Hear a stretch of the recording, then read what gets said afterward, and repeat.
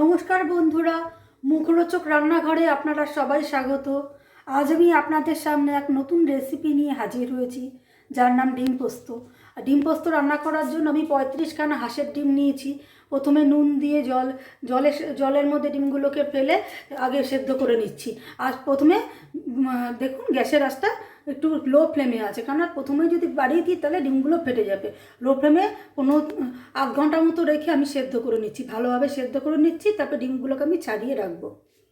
ডিম সেদ্ধ করে নিয়েছি, সেদ্ধ করে ডিমের চোখলা ছাড়িয়ে নিয়েছি। হাঁসের ডিমের চোখলা ছাড়ানো খুব কঠিন। এখানে 35খানা হাঁসের ডিম আছে। এটাকে আমি নুন হলুদ আর লঙ্কার গুঁড়ো মাখিয়ে ভাজবো চাকা তেলে। আর এখানে আমি 10টা পেঁয়াজ কুচি করে নিয়েছি, 5টা টমেটো কুচি করে নিয়েছি, 18 থেকে 20টা লঙ্কা আমি নিয়েছি রসুন কুচি 15 কোয়া মতো। সঙ্গে অবশ্যই নিয়েছি আমি হলুদ, একটু অল্প কাজু নিয়েছি, একটু নুনও নিয়েছি।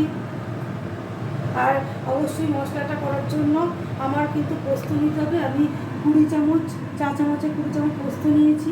তার সাথে কাঁচা লঙ্কা, পোস্ত আর কাজু একসঙ্গে আমি মিক্সিতে পেস্ট করে একটা মশলা তৈরি করবো। ভালো করে দেখে নিই কী কী লাগছে।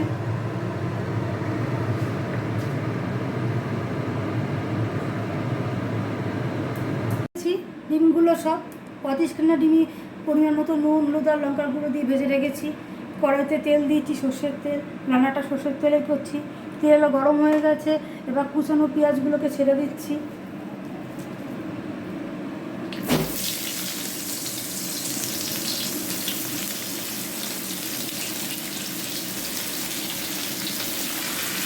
এর মধ্যে 10খানা কুচানো পেঁয়াজ একটু ছেড়ে দিলাম। আমি 15 কোয়া রসুনেরও কুচি কুচি করে কেটে রেখেছি, সেগুলোকেও ছেড়ে দিলাম।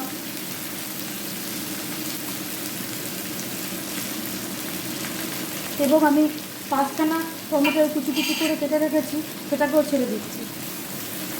দিয়ে এবার নাড়বো।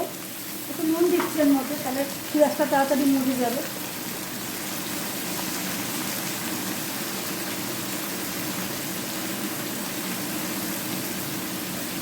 নুন দিয়ে দিলাম, অবশ্যই এর মধ্যে একটু হলুদ গুঁড়ো দিয়ে দিচ্ছি। দেখুন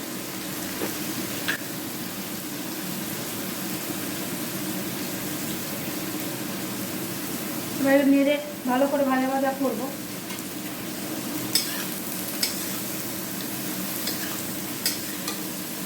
পেঁয়াজ আর টমেটো মোটামুটি ভাজা ভাজা হয়ে গেছে, তেল বেরিয়ে যাচ্ছে। দেখুন পেঁয়াজ টমেটো রসুন। এবার আমি এর মধ্যে পোস্ত কাঁচা লঙ্কা আর যে কাজুটা বেড়ে রেখেছি মিষ্টিতে, সেটা ছেড়ে দিচ্ছি।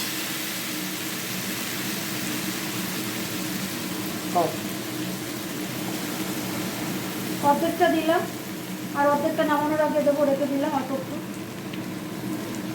এবার এটা দিয়ে মশলাটা আরও একটু ভালো করে কষাবো।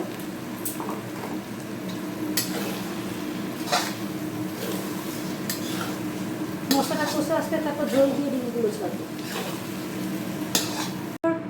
জল দিয়েছি, এবার ঝোলটা গরম হয়েছে। এবার ডিমগুলো ভেজে রাখা ডিমগুলোকে এর মধ্যে ছেড়ে দিচ্ছি। দেখুন সব এক এক করে ছেড়ে দিচ্ছি।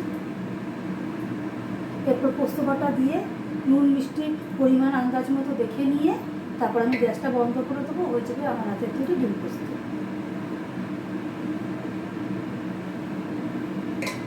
এরকম করে সমস্ত ভেজে রাখা ডিমগুলোকে নিয়ে এই ঝোলের মধ্যে ছেড়ে দেবো।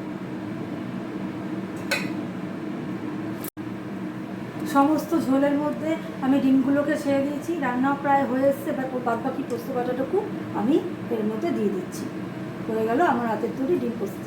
আপনাদের যদি ভালো লাগে এভাবে বাড়িতে রান্না করে খাবেন। এটি গরম ভাতের সঙ্গেও খাওয়া যায়, রুটি দিয়েও খাওয়া যায়, যেভাবে পরোটার সঙ্গেও খাওয়া যায়। যেভাবে খেতে ইচ্ছা আপনারা সেভাবে রান্না করে খাবেন।